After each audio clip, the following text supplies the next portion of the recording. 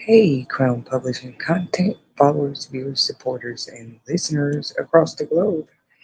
Hey, you Crown creatives out there, thank you for tuning in to part two topic. How do we see color in dreams? So I'll just dive right in. I usually just like introduce myself at the beginning of every segment, but we did that on part one, so we can get more of our coverage on this topic. I'm just going to dive in. Stay tuned, just like at the bottom of the screen says, for bedtime stories with Boo. You can tune into part one, where I talked about that a little more, okay? Just bringing bedtime stories, because I'm just, whatever all I've been through in life, sleep health is a priority to me. And I know that everybody's healing looks different. Everybody's recovery, everybody's recuperation, everybody's, you know, journey to the best accommodations for their life. And we know, I think we used to learn in school, like a sedentary lifestyle is a person that doesn't really consider as much the choices they make. Like they more put themselves in harm's way more than actually live a more disciplined life. It's actually very interesting. But welcome, guys. Come on in. This is part two to the topic. How do we see colors in our dreams? I'm Arthur Tedasheri, host and founder of the Crown Publishing Content YouTube channel platform. Well, I'm not, I don't own YouTube. That's not what I'm saying, but Crown Publishing Content, we appreciate your support. Like, share, subscribe. Okay, that's how you guys can show your support in like 5 seconds and even still do that in your 24-hour span a day, right? It's so crazy. 24 hours seems like a lot of time until, uh, the day is gone. Because I feel like this year just blew by. What about you guys? And hopefully, you guys didn't sleep the year away. We're not telling anybody to sleep the year away. We're just going to more talk. Every channel is different. We have our live discussion topic segments anyway, and I want to make sure that I'm including information because people go through different things across the globe, and technology has made information possible. And communicating sleep health, muscle memory, okay, uh, dreams. I want to more experience the research and study myself. I didn't say I want to work at any super notorious sleep study institute or anything like that, but um, I could probably like pitch in ideas along the way. There's nothing wrong with being confident in yourself like that, guys. Don't take it the wrong way, but because it's not about me. It's one thing to be confident in yourself, but when you're confident in right obtaining knowledge, building on the knowledge you attain, sharing the knowledge, like it becomes a whole work in itself, right? We can talk about that another time on another topic, but I believe I left off giving the analogy comparing.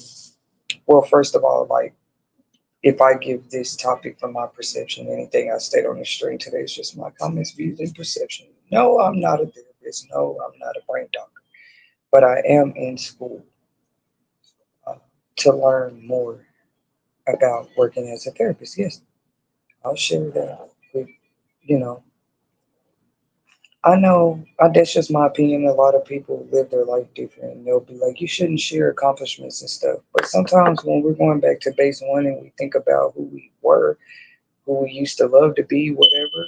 And it's the whole thing, guys. Like, I've never been one to not, like, like, hey, show I'm kind of happy or joyous about something, about an accomplishment, right? The world has truly changed because, we've all been encouraged at the end of the day to always try to choose the better route, all that stuff, too. So, anyways, that better route might look different for all of us. Sometimes you just need people to put it in perception better you can understand. we were talking about how the brain itself is a muscle and how fascinated I firsthand am with that.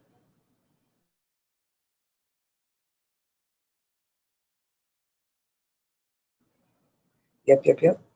And we're all born for the most part. Now, it's not impossible to not have brain uh, complications, issues, maybe, what's they called? Disability and stuff like that. But for the most part, everybody's just born with this functioning, almost like y'all know how we used to have to create the model of an atom back in high school once we were taught, like the nucleus, that's the word I was looking for. The brain is muscle. Some might argue it's an organ, right? I just want to give it what it is. Like, it's a muscle, guys. I feel like maybe even some organs. This is a fun channel. You're right. We do segments, just discussion topics. You guys are invited to leave your comments and chime in as well on any topic here on the Crown Publishing Content Channel. We're open to your comments and everything, because we know some people might have other experiences with sleep and sleep studies and dreams, and even down to, we didn't talk about that on part one, like what dreams mean and everything. Because first, I would feel like, how do we talk about that without talking about the brain itself, like the power in the mind, the power in the brain? I wouldn't be the first like person to feel all fascinated with it and stuff, but just another little old perception, about just on this topic, right? Like I open podcast, and it's like that's amazing to me, guys. So I repeated that enough. We left off talking about how it itself is more works like the nucleus of a whole cell. Cells function a certain way. Cells are living organisms. That was the purpose of us learning about this, how they function and everything. And there's a control center. I know we all remember that. And the brain is pretty much that, with the anatomy of the human body. What does this mean, Arthur Taylor Sherry? Why are you talking about the brain so much? Because the brain plays a significant part in the actual verb of sleeping. Sleeping means to sleep. It's a verb. Or if you just say the word sleep, leave your opinions in the comment. I would say it's a verb. It's a form of verbiage to describe a state that one person or place could be in. Well, we know a place doesn't sleep, right? Silly old me. But a person or thing, right? It's a state of mind. Isn't that even more powerful? Sleep is a state of mind. Hit that like button to show your support of our discussion topic today. We appreciate you guys. Sleep is a state of mind. I'm not saying that I'm like super intelligent or anything. It's just like the little things.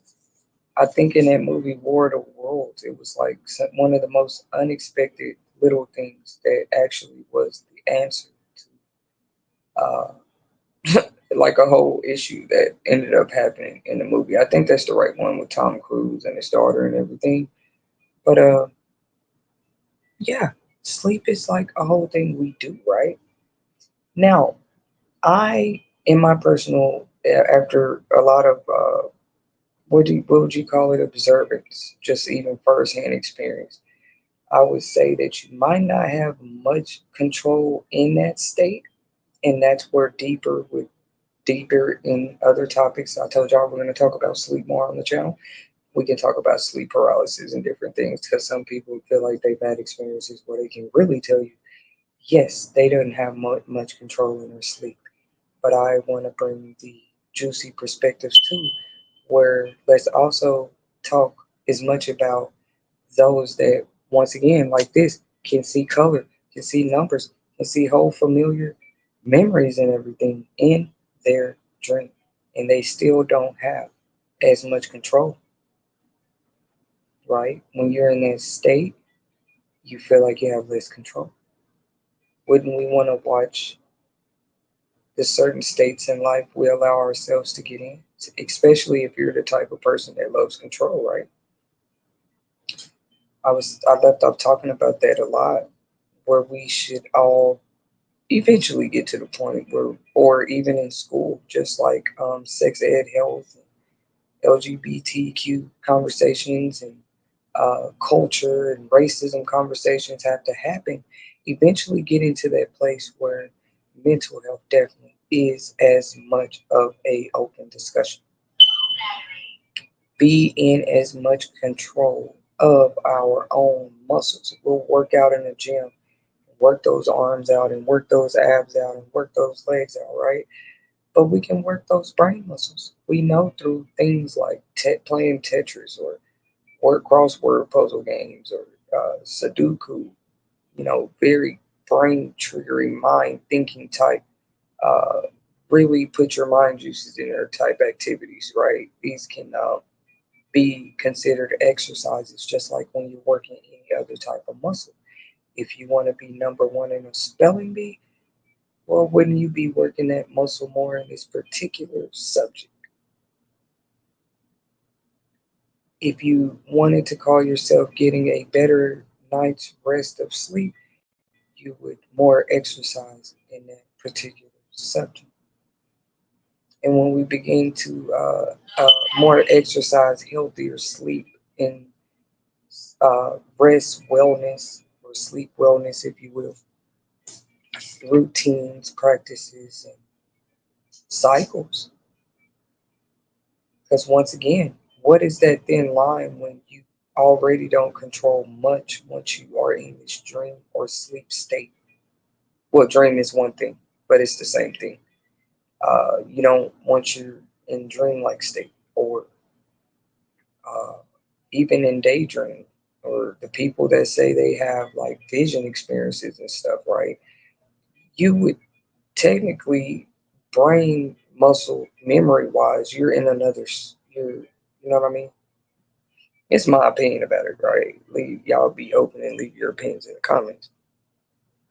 But if we work more personally, everybody, and working and making that uh, help available more, uh, us learning, even if I said like it starts in school or something, like we have other classes for other things, even home economics. It's like at this point, if we see more things are happening because of induced mental health states of people, I would say that is a start.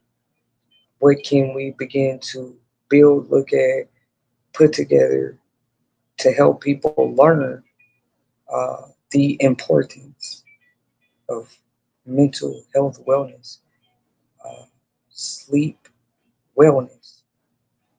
I think schools do a great job for the most part. I mean, all we've had so far, right? Like they do encourage us to get a good night's rest before a test, or go to sleep at a good time every night. They're gonna tell you that before mom does when you get home, when y'all really think about it, because they want you to be able to give 100% in your studies the next day or every day.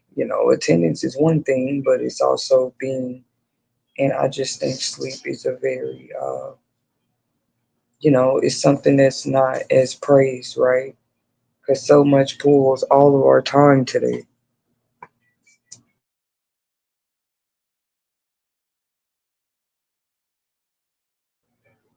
I would say it's worth studying if you are maybe breaking it up even just to get more sleep through the night or through the day. Go to bed at 7, 8 o'clock and still get up at midnight, 1 o'clock, get a few chores done around the house. I don't know what y'all schedules be looking like, but with my kids, my patterns, the days could look different, but we do understand how patterns and cycles can be beneficial, and sleep routines fall into that sleep schedules. Even more getting my kids back on track with that. School just started for everybody's kids. But that schedule and how many hours you get is going to matter, when it comes to what people are expecting of you, of your potential, and what you give to your own life each day. Actually, lack of sleep is people say practice so much self-care and love. Beauty rest is not just an analogy, it's a practice, a routine. I'm saying? Some people believe you should be as clean as possible, do your routine before you go to bed. We get it. And it does matter when we have these conversations. So, how is it that we see colors in dreams? I was left off saying that I feel like muscle memory is powerful, even if I'm just, finally finding interest again, right? When it comes to brain studies, mental health, the brain health in general. When somebody is considered something like brain dead or brain injury or something like that, it can affect everything else. Notice how powerful that is. It's the muscle, the center station of command of everything else. This is why uh, going within, as they would call it, uh, more knowing self, I guess people are more referring to the mind to begin with, the brain and brain health. There are vitamins, if we research, to help the brain, foods we can eat. I mean, staying hydrated does wonders. We wouldn't believe that alone.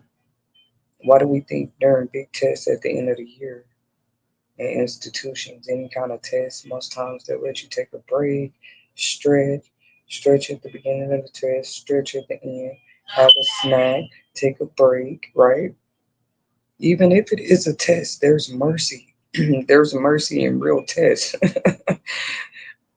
And rest and sleep does, right? Your habits, your routine, your study routines before you were presented with that test. You can't even quite sponge up or like intake all the material needed to be prepared for that test with an inadequate night's rest of sleep for too long. You know what I mean? That's where you see people, they do well enough or they're below average because something as foundational as their sleep patterns or even access to how much sleep that person needs, can be thrown off.